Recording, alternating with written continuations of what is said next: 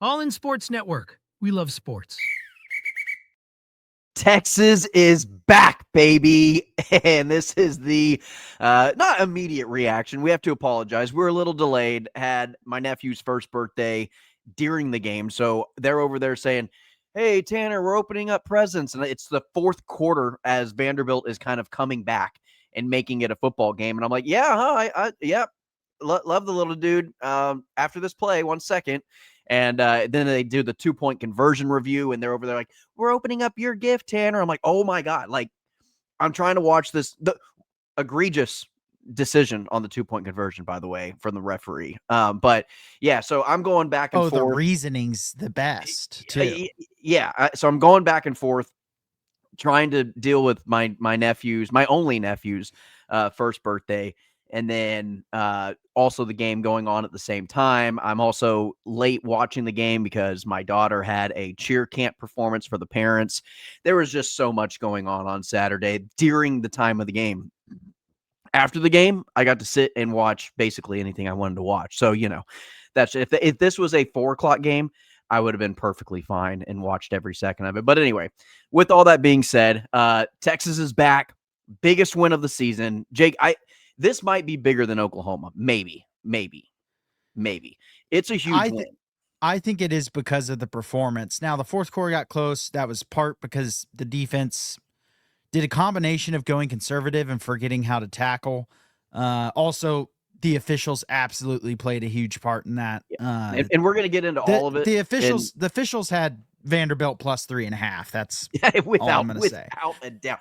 I mean, the when SEC, you're reasoning, Jake, there were a couple of bad performances from the referees all weekend long, not just Texas Vanderbilt. There was maybe 2 or 3 other games that were just rig jobs by college football officiating. I mean, college football, the officials took over the storylines on Saturday, as they have been a lot this year, but I really haven't complained about officials this year. Props to me, especially when you consider Texas hasn't had the greatest of years compared to what the season crazy expectations were. But this was a game where I started really getting mad about the officiating. A, because I watched Colin Simmons get his jersey ripped off every play. But and B, he's still graded out as the highest because performance. Their reasoning behind giving the 2-point conversion was that if they had a different view, they think it would have shown as a 2-point that it would have been a conversion, which what other dumbest view reason. do you need other than the pylon and the ball doesn't go past it? The view was their bet slip that said Vanderbilt plus 3.5. That's crazy. And insane. You have also Vanderbilt should have never got the ball back. It was 4th and 6, and they completely jump. And then the Texas lineman reacts as he should. Yes. And they call you can literally see when the Texas lineman's still in a stance, the Vanderbilt player fully across the line of scrimmage. Yes. And it gets called on Texas. You have Mosley getting pulled down by his jersey, trying to make a miraculous catch in the end zone, almost makes it.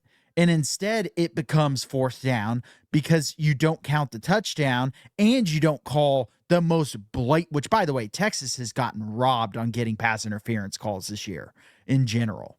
Yeah, they've had so few pass interferences called, and that was a mauling. Like, them to not call that. And then I was screaming at the TV during that review, like, just count the touchdown, because you should look at this review and say, I'm a fucking idiot and didn't call a pass interference. Watching this dude's jersey just get freaking yanked like he's Colin Simmons going down into the end zone. I mean, Texas let Vanderbilt back in the game with a really stupid coverage bust. That was the biggest mistake of the fourth quarter. Yeah, that was But on then their after brand. that, the officials made it a 1-possession game. It never should have been a 1-possession game. Here's my overall takeaway, and I'm actually going to exclude the referees, which had a huge part in it. Yes, they did. Absolutely, 100,000%. They impacted this game against the Texas Longhorns. So I'm not even that's been established. We know. And there's going to be certain plays that I talk about that should have never happened because the referees were so involved in the outcome of this game, and it resulting in it being closer than what it absolutely should have been. By the way, I want to preface all this. First through 3 quarters, Texas dominated this game. Dominated. From beginning to the start of the fourth quarter, Texas was in full control. First of all, the crowd. Kudos to the home crowd for showing up for the first time in 42 days. This team was excited to play at home. They were ready to play at home. The fan base was excited to see them play at home. 11 o'clock games kind of make me nervous because are you going to come out half asleep? What's going to happen? Vanderbilt came out half asleep, so Texas was able to kind of take advantage of that. Texas was also just firing on all cylinders. I mean, the offense looked crisp. The defense looked solid. They had a great game plan. Now I want to talk a little bit about the fourth quarter. I thought there was a combination of all three things that happened that I didn't like. I thought the time management was far too conservative. I fully understand you run 3 plays, run plays to try to get Vanderbilt to use all their timeouts. You also got a 15-yard penalty in your favor to get into field goal range with about 3 minutes or a little over 3 minutes left. And you go run, run, run. I would have liked at least on the third down play, you give a play action rollout option for Arch Manning to come out. Either he has a quick little dump off. If that's not there, he has an opportunity to run it for a first down. If that's not there, then he just, swallows it, takes the sack, runs the clock. Fine by me. But running up the middle 3 straight plays in the row against this defense was not going to work. It was never going to work. Then you get what should have been an encroachment on the defense, a false start that pushes you out of field goal range, which makes it that much more brutal. So then you have to punt it. You get them kind of within their 10-yard line, and you get a sack, and you push them back all the way to 4th and 19. And PK's coaching, whatever he decided to do to play prevent 25 yards off on your own goal line to allow a 4th and 19 curl route that was about 5 yards short of the first down, still had not a defender in sight to run and get that first down, was icing on the cherry on top for me of saying way too conservative with the time management situation. I know if you would have executed better, and that's my third point, player execution was also poor within the fourth quarter. So it was a whole combination of bad time management, conservative play calling, primarily defensively, but also on the offense too. I would have liked to see a little bit more like, let's put our foot on their throat and let's finish this off. On that last drive, the other drive in the fourth quarter, which was late into the fourth quarter, and I think some other years Sarkisian might have handed it off 3 times. They took the deep shot, and it should have paid off, but the officiating didn't allow it to. Correct. Again, officiating has their fingerprints all over this game. And then player execution, just flat out player execution. At the end of the day, if you are able to get a push from the offensive line and your running back get 2 yards on 3rd and 2, you should have never been looking at a situation where your offensive line false starts the field goal and then you push them back and there's a punt. So again, a lot happening. Players could have played better. Coaches could have handled the situation better. I thought the defense was far too conservative. Didn't love at all what PK was doing by any stretch of the imagination. He was rotating out some of the starters too in that situation. Had no clue what he was doing. So with all that negative out of the way, boy, was that a hell of a performance from this team quarters 1 through 3. Yeah, I mean, Vanderbilt really hadn't gotten like that from the start of the game. I know everyone was kind of pointing out the Alabama game, which Alabama won 30-14. Obviously, they won by more in that game. That game was a 1-possession game going into the fourth quarter. That game was like the opposite of this game. It was competitive, extremely competitive for 3 quarters, and then Alabama blew them out in the fourth. Yeah. This game was a just beat down for just over 3 quarters. From the first play of the game. Late to middle of the fourth quarter, that's when Vanderbilt started to come back. So it was really the opposite. This was the worst Vanderbilt got beat down all season. Yeah. I mean, if you just want to look at the box score, it's not as far as like just final score. But if you actually watch the game, and anyone who watched the game that has a brain, so I'm excluding you, Aggies and Sooners, it was the biggest beatdown Vanderbilt's taken this season by far. Yeah. Oh, first comment I saw after Texas posted the 34-31 final post on all the social medias. First comment I saw was from an SEC fan base. I don't know which team it was. He put, they played Vandy. Yes, they did play Vandy. Yeah, it was Vandy. And they were a top 10 team in the country, and they had only lost to Alabama. So I don't know what you're trying to mention that it was Vandy. Thanks for the compliment, I guess. Yeah, that's a top 10 win at home for Steve Sarkisian and this team. I mean, that is a statement win, by the way, for Arch Manning and this offense and this coaching staff. A statement win, the most important win of the season so far. Now you're going into the bye week. Your guys can get fully healthy, and you travel to Athens for the final time on the road this season before you finish the season off at home. Yeah. And it's the bye week too comes up perfectly. The combination with this win being so perfect, as you're saying, then you get the bye week, which they need because we haven't talked about yet. A lot of players went down in this Wingo game. went down, and McCutcheon was banged up. He was able to come back in, but Jelani McDonald. He said Wingo could have come back in a pinch. So they were in a pinch. Hopefully good. Yeah, but they never really were when they had the ball. Ironically. But the thing that bothered me too, Jake, about that fourth quarter is that the coaching staff, I meant to mention this in my little rant to start the show, PK and this coaching staff, and I don't know if Sark was involved with it or not, I'm assuming he was, the defense played as though they had a 2-possession lead. And that's what I think bothered me the most. They're like, well, if they score a touchdown, it's not the end of the game. And that's what really frustrated me a lot, because I was like, you can tell they're playing with a 10-point lead. Yeah, I mean, the secondary, they had a lot of bust in this game. You could tell Michael Taff and then Jelani McDonald was out. Correct. Yeah. Because McDonald, we don't know how bad that is, but I know he was getting carried. I heard some people say concussion. I don't know what it was, but him going out and then you have Taff already out, you could tell it was a very, very young secondary out there because Sarkisian was, which by the way, Sarkisian was really animated on the sidelines. I don't know if I loved it. Fired up. He was pissed after that touchdown before half, which rightfully so, because you've dominated the game. You give them that touchdown, and then they're getting the ball first. Thankfully, the defense shut them down coming out of half, because otherwise it could have been a disaster. It could have been a one-possession game after you had dominated because your defense just has a lapse for a couple possessions. But for me, I don't want to dog too much on the defense, because I do want to say the front seven and the run defense and the pass rush was masterful in this game. The use of stunts to confuse the Vandy line, but keep your gap integrity, the discipline up front. Everything we talked about that defense had to do well up front was awesome. Really what hurt them was just some secondary bust, and then some missed tackles in the fourth quarter and too conservative a play calling in the fourth quarter really cost them.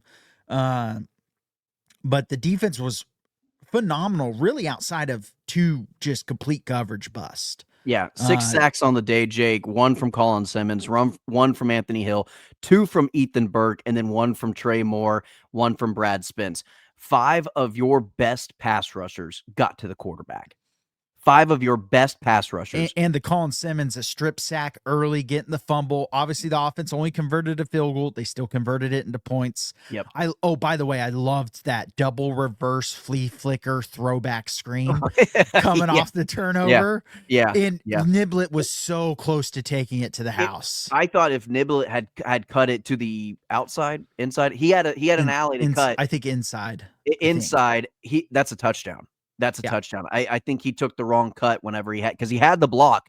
And if he's fast enough and quick enough, if he makes that right cut one way or the other, that's 6 points. And should have been 6 points. But Jake, I just thought that this team, they played their best football this year. And you know what? We haven't talked about it quite yet. If Arch Manning, ladies and gentlemen, I'm going to go out there on a limb and I'm just going to go out and say this. If he is going to continue this season and he goes into Athens and he also throws for a third consecutive week over 300 passing yards, 3 touchdowns, and no interceptions, He plays Arkansas the following week at home, one of the worst defenses in the SEC in the country. He puts up big numbers there, and then he ends up taking a Heisman moment and has a big play, a big game against Texas A&M, and ends their season in Austin and elevates Texas to basically play in an SEC championship game. You're damn right he's a finalist in New York for a Heisman. Yeah, he may not win it, but he'll be a finalist. If he beats Georgia on the road, continues this streak of games that he's been playing into the final 2 games against Arkansas and beats A&M and gets Texas into the postseason or even in the SEC championship game, he is one of the final 3 players in New York. Yeah, I mean, Texas is going to be underdogs in 2 out of their last 3 games.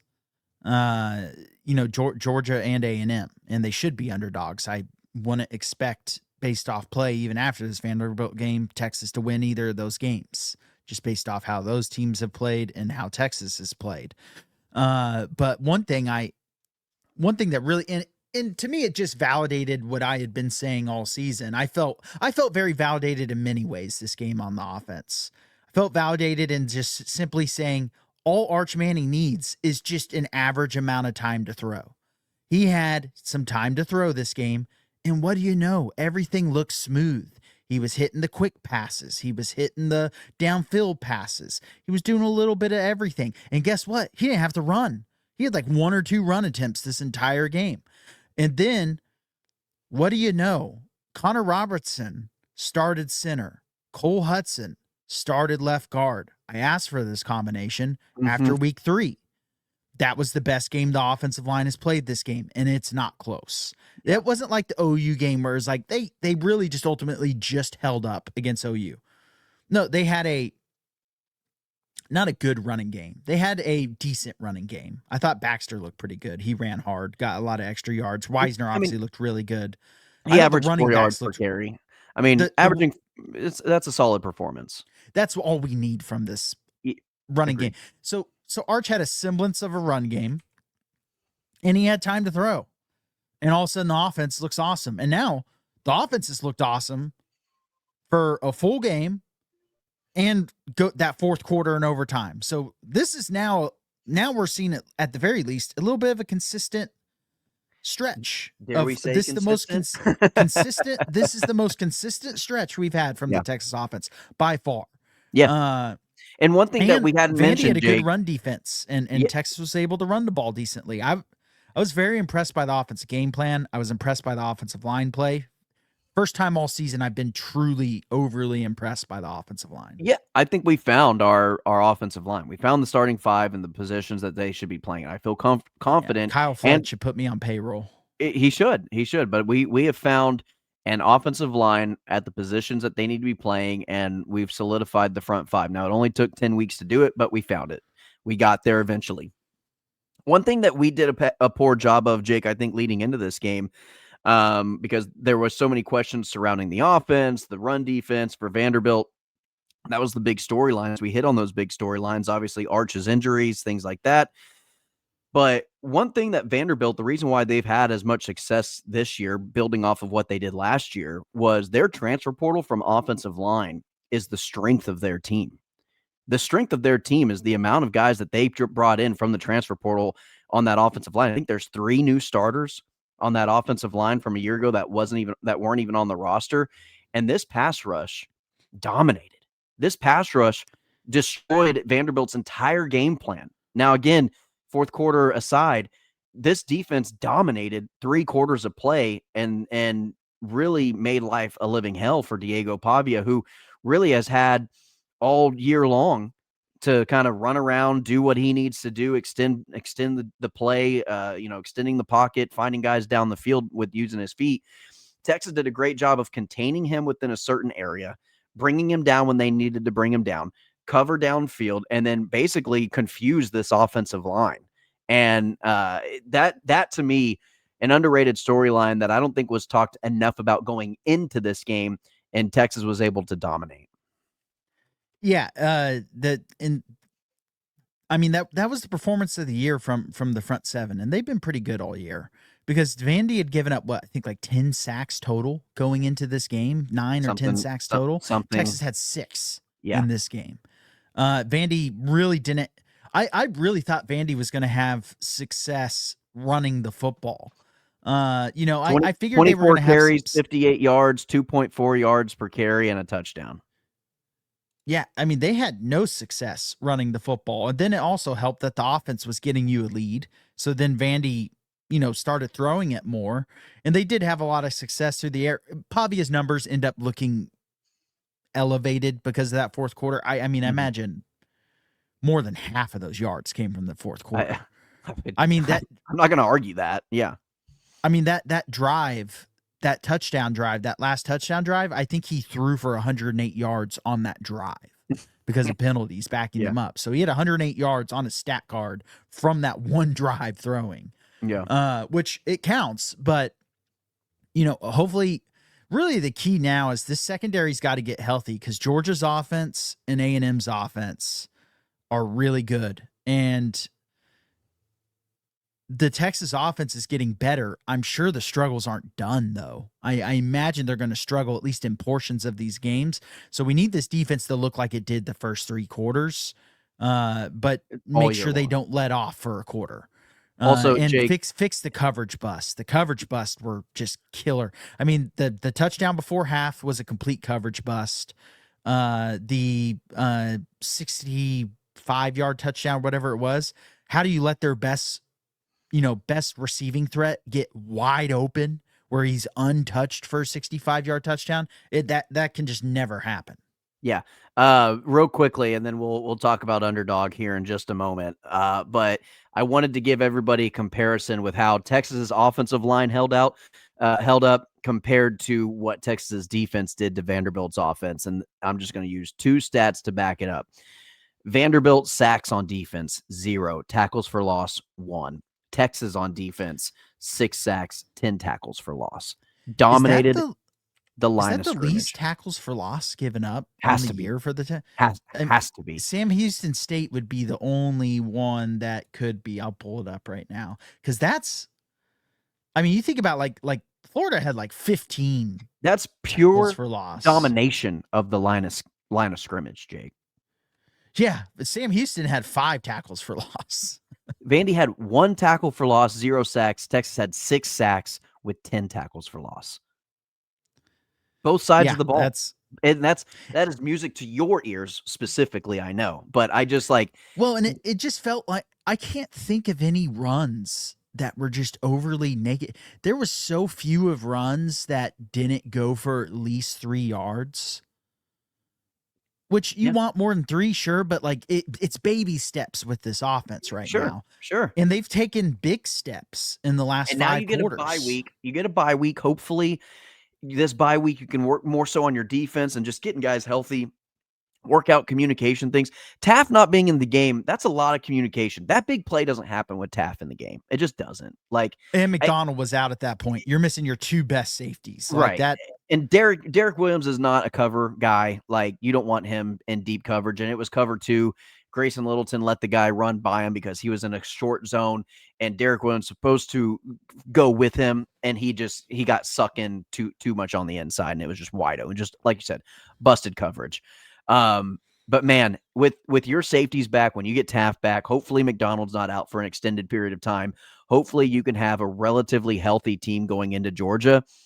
Man, every game from here on out, by the way, ladies and gentlemen, we're going to say game of the year. It started with Vanderbilt, game of the year. And now bye week, Georgia, game of the year.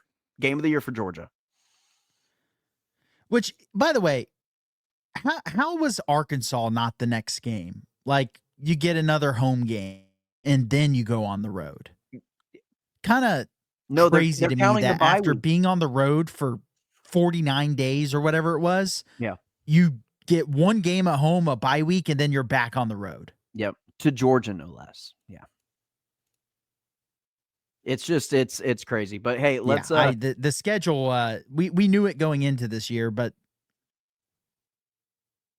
I think our timings are off. I think we're a little delayed here. But anyway, hey, let's hear from Underdog. Let's talk about our all-in horns entry over the weekend and kind of how we did. just in general on our entries. And we'll be right back. Football is back, and Underdog is the best place to make picks and win money all season long. Playing on Underdog is easy. Just pick whether your favorite players will go higher or lower on stats like touchdowns, receiving yards, interceptions, and more. Get your picks right, and you could win up to 5,000 times your cash. You can play with as little as $1. Download the app today and sign up with promo code HORNS to score $50 in bonus funds when you play your first $5. That's promo code HORNS. Millions of fans have already won billions making picks on Underdog. Will you be next? Underdog, make picks, win money.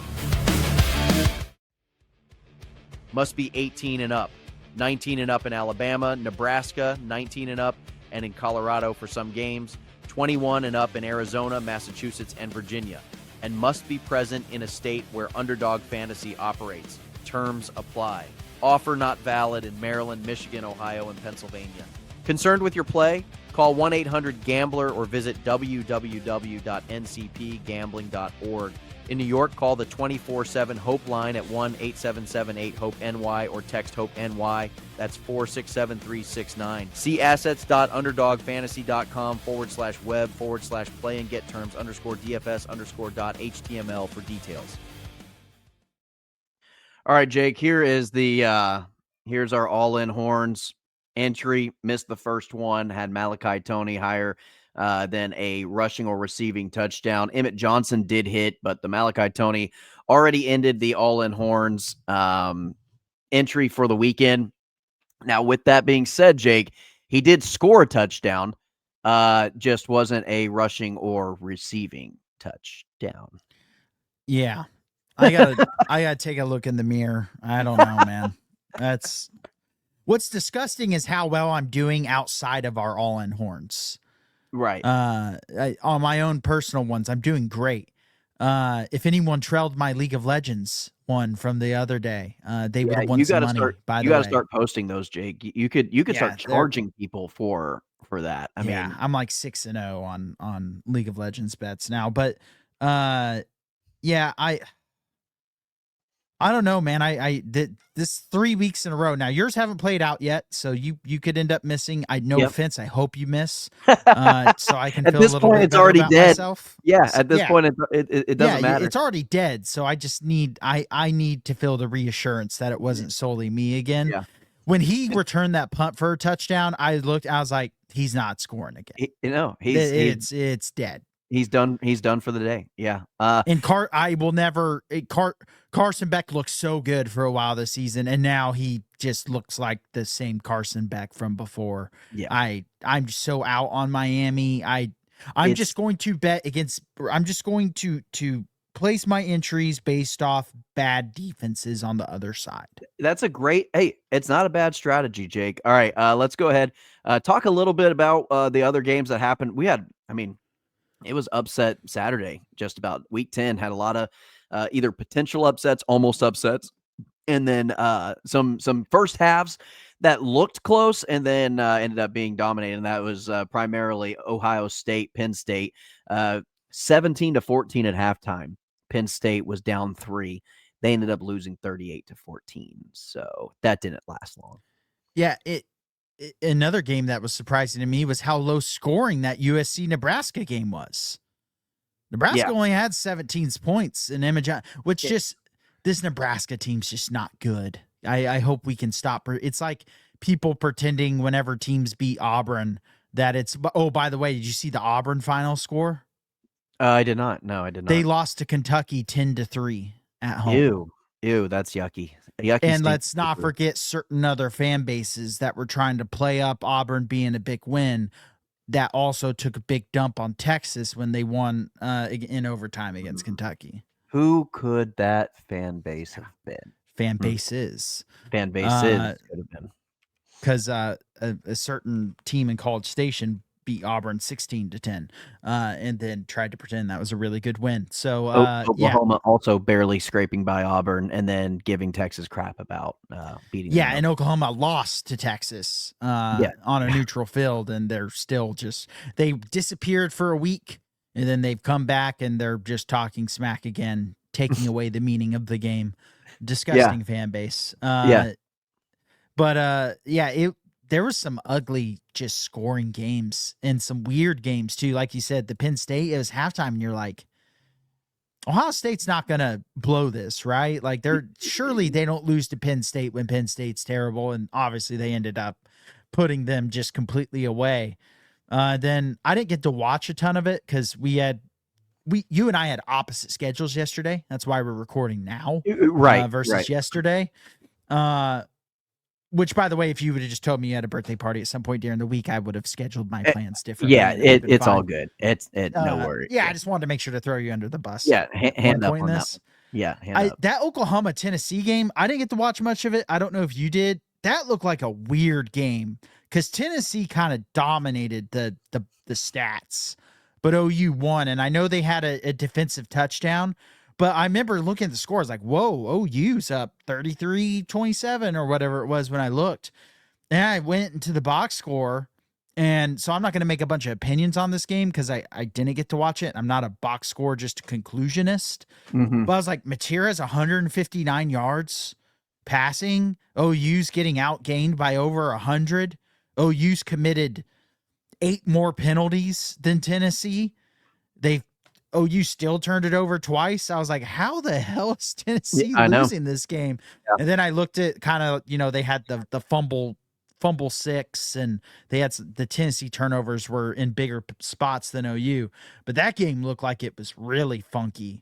Just because if you look at the box score only, you would be like, how did Tennessee possibly lose this game? Yeah. Also another game, Georgia, Florida, 24-20. That was kind of always going to be a low-scoring game just because of Florida's defense is not bad, but their offense isn't good enough to just put up a ton of points against really anybody, except for Texas, I guess. And then Georgia, Georgia's at a weird point in their season where they're kind of a more impressive-looking Texas, in my opinion. Like, they're kind of just winning games. They're not looking in like they're doing it in dominant fashion. They're just kind of doing what they need to do to win, but they're also controlling the games. Like they're not really ever that much in doubt, but they're not putting teams away. So it should make for a really interesting game for Texas, Georgia next week. Also, North Carolina State, they take down your Georgia Tech Yellow Jackets, Jake. 48-36. Down goes another top 10 team. So 3 top 10 teams. 3 top 10 teams losing, number 8, number 9, and number 10, also with SMU beating Miami. Yeah, I don't know who's going to come out of the ACC anymore, but it's not going to be pretty. Clemson lost again to Duke. Yeah, SMU might come out of the ACC. They only have 1 conference loss. Their record's not good because they're not a good team, and they lost to freaking Baylor at home. Yeah, it's crazy. I don't know who's going to come out of that ACC this year, but it better only be 1 team, and I think it will only be 1 team, and it's probably going to be like Georgia Tech or SMU. I think. Yeah. What happened to Virginia? Yeah, Virginia did win last yesterday. Are they 1 loss in ACC? Virginia's 0 losses in ACC. They're 5-0 with an 8-1 overall record. So it's going to be one of Virginia, Georgia Tech, or SMU. I would imagine Virginia in the playoffs. Could be Louisville. Louisville's 4-1 in the ACC. They're 7-1 on the season. I don't know how that conference is going to shake out, but I don't think anybody does. I think that game, that conference is just. I mean, whoever gets in from the ACC, that's going to be your probably your 11th seed. Your G5 is going to be your 12. Your ACC is going to be your 11th. Yeah. And then Jake, Notre Dame beat Boston College by 15, 25-10. Just an ugly, typical Boston College Notre Dame game. Yeah, dude, I'm just disgusted. Notre Dame's in. Like, they're in. They're not losing to Navy, Pitt, Syracuse, or Stanford. I know. I agree. They're going to be in with, by far, their most impressive win being USC. Yeah, Michigan almost lost yesterday. I'm just looking at scores. Yeah, Michigan almost lost yesterday, 21-16 over Purdue at home. Again, yesterday was kind of just an ugly. Michigan's just not a good team either. No, the fact that I could kind of see the writing on the wall looking at their schedule that they were going to be an 8-9 win team possibly. I have them at 9 or 10 wins on my predictions, and I didn't think they were a good team when I predicted it. And I mean, I had Oklahoma beating them. I have Ohio State beating them. Like the teams that they're supposed to lose to on their schedule, they're going to lose to, but the teams they're supposed to beat, they're going to beat. And so they're going to end up with 3 losses on their schedule, maybe 4 if they just drop a lousy one. They're ranked 21st because they're Michigan. Their best win, and by the way, their best win by a fairly substantial margin is Nebraska. Yeah, that's rough. Yeah. Nebraska, Washington are their 2 best wins. After that, they've beat Michigan State, Wisconsin, Central Michigan, and New Mexico and Purdue. Those are like bottom dwellers of the entire college football world. Yeah, no, that's ugly. That's real ugly. All right, Jake, anything else? Any other, okay, well, let's talk a little bit of this. AP polls haven't come out yet. Where do you think with all the top 10 matchups, with Tennessee losing, the teams in front of Texas losing, Texas could be looking at a top 15 ranking after this week? Coach poll is out, and they have Texas at 13, Oklahoma at 12. Which, why? It's a head-to-head win. Just flip them and I'll be happy. Yeah, Texas has 2 top 10 wins now, one of which is OU on a neutral field. You can't if Texas had won at home, it'd be one, which actually by that margin, no. But that game wasn't competitive. I don't know what we're doing here, putting OU ahead of Texas. But Texas at 13 there. Why is Notre Dame ahead of OU or Texas or Virginia? Or Louisville? I don't know. I don't know. So the coaches poll is on. By the way, not talked about enough. The coaches poll is just as bad as the AP poll. Yeah, it's a joke. There's no good ranking system out there for however you want to rank these teams. There's not a good system out there to rank them. But yeah, I mean, I think Texas will probably fall in line with the coaches poll. They'll probably be around 13th to 14th. Yeah. Notre Dame and OU will they got to be ahead of them. See Texas beat OU on a neutral site and has a more impressive win than Oklahoma does. Yeah, I don't know. They're going to get more credit than they probably deserve for that Tennessee game. Which Fact. I mean, they won at Tennessee at night. It's a good win. I'm not taking the win away, but Texas beat them on a neutral field. That's really all that matters. So right. I don't know. I'm just not going to care. I mean, I think we get the first college football playoff rankings this week.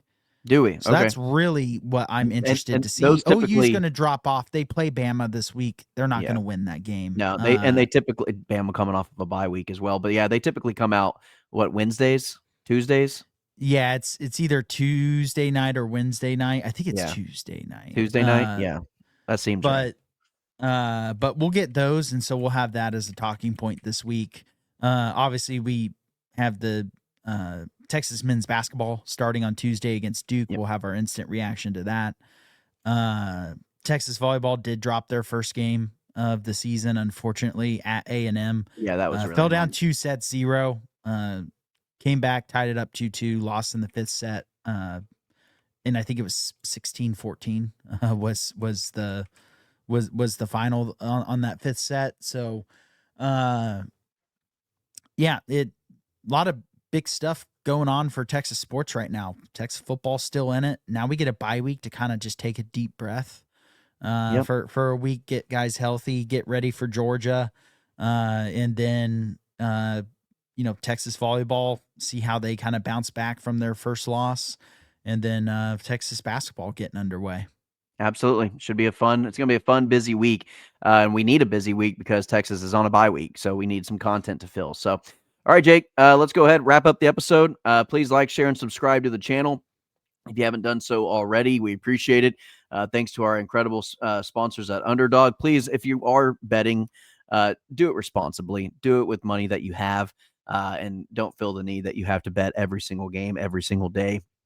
But yeah, we are a responsible sports betting advocate, especially with our partners with Underdog. So for Jake Jimerson, I'm Tanner Carlson. As always, ladies and gentlemen, with the horns all the way up this week, hook 'em.